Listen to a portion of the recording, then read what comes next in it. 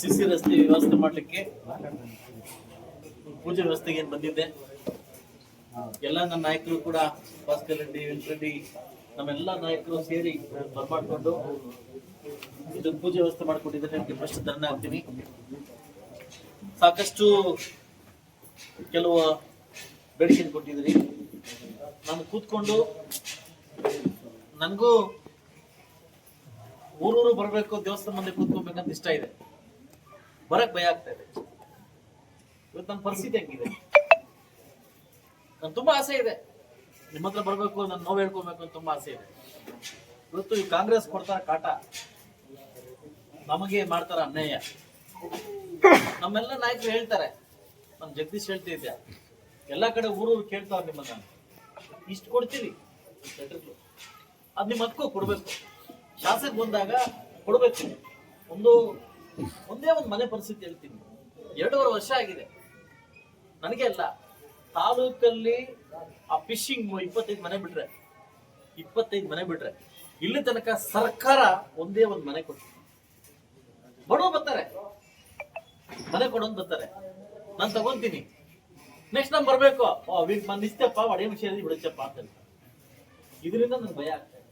ಇವತ್ತು ನನ್ನ ಕೈಲಿ ಎಷ್ಟಾಗ್ತಾ ಇದೆಯೋ ಅಷ್ಟು ಕಿತ್ಕೊಂಬತ್ತಾ ಇದೀನಿ, ಆ ಬಂದು ಈ ಊರಿಗೆ ಸಿಸಿ ರಸ್ತೆನೋ, ಇನ್ನೊಂದಿಗೆ ಐವಸ್ ಲೈಟೋ, ಇನ್ನೊಂದಿಗೆ ವಾಟರ್ ಫಿಲ್ಟರ್ ಹಾಕೊಂಡು ಹೋಗ್ತಾ ಇದ್ದೀನಿ.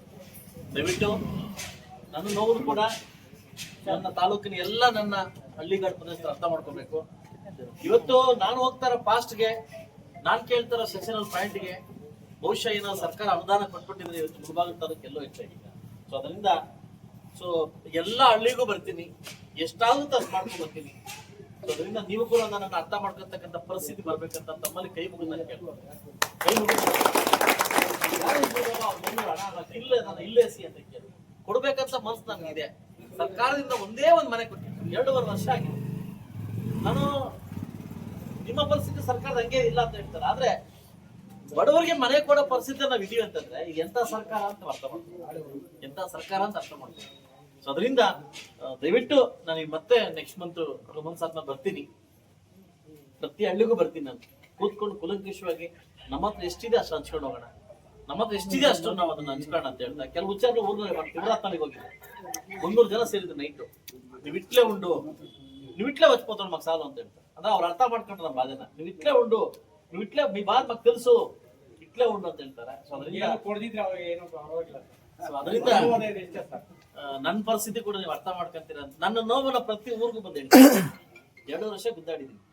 ಇಲ್ಲಿ ತನಕ ಎಷ್ಟು ಬಂದಿದೆ ಅಂತ ಶ್ವೇತ ಪತ್ರ ಹೊಡಿಸ್ತೀನಿ ನಾನು, ಎಷ್ಟು ಬಂದಿದೆ ಮುಳಬಾಗಿಲು. ಸೊ ಅದರಿಂದ ದಯವಿಟ್ಟು ಅರ್ಥ ಮಾಡ್ಕೊಂಡಿದ್ದೀನಿ. ಈ ರೋಡ್ ಹಾಕ್ಸ್ಕೊಡ್ತೀನಿ. ಇನ್ನೇನೇ ಇದ್ರು ಕೂಡ ಆ ದಾರಿ ಒಂದು ಹೇಳಿದರೆ ನಾನು ಈಗಾಗಲೇ ತಹಸೀಲ್ದಾರ್ನ ಮಾತಾಡಿ ಈಗಾಗಲೇ ಬಿಡಿಸ್ತೀನಿ. ಅದನ್ನ ಮಾತಾಡಿ ಅದ್ಯಾರೇ ಒತ್ತುವರಿ ಆಗಿದ್ರು ಕೂಡ ಆ ದಾರಿನ ಕೆರೆಗೆ ಹೋಗ್ಲಿಕ್ಕೆ ದಾರಿನ ವ್ಯವಸ್ಥೆ ಮಾಡ್ಕೊಡ್ತೇನೆ. ಎಲ್ರಿಗೂ ಒಳ್ಳೆಯದು.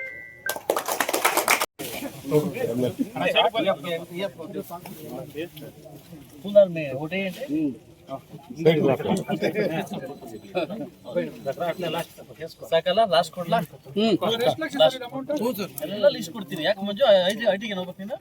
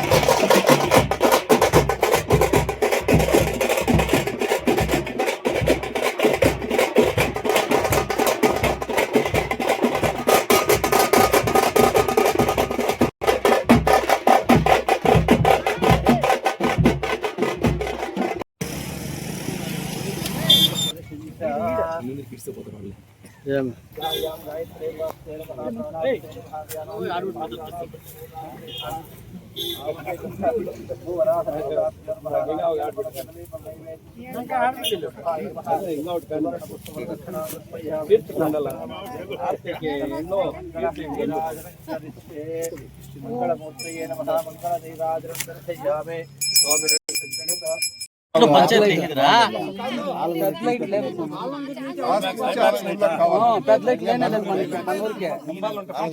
ఉన్నాడా ಊರಿಗೂ ಪಂಚಾಯತಿ ಹಾಕೋದು ನಾನು ಹಾಕೋದಲ್ಲ ಪಂಚಾಯತಿ ಚಂದ್ರಿಗೆ ಬಿಟ್ಟು ಮಾಡಿಸ್ಕೊಡ್ತೀನಿ ಆಗ್ಬೋದಲ್ಲ ಓಕೆ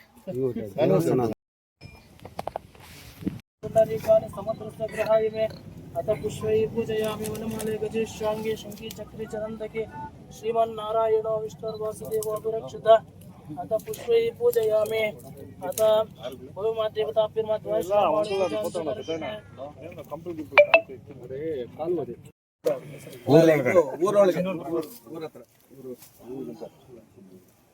ఈటిని గమనించి పోతా ఉంటా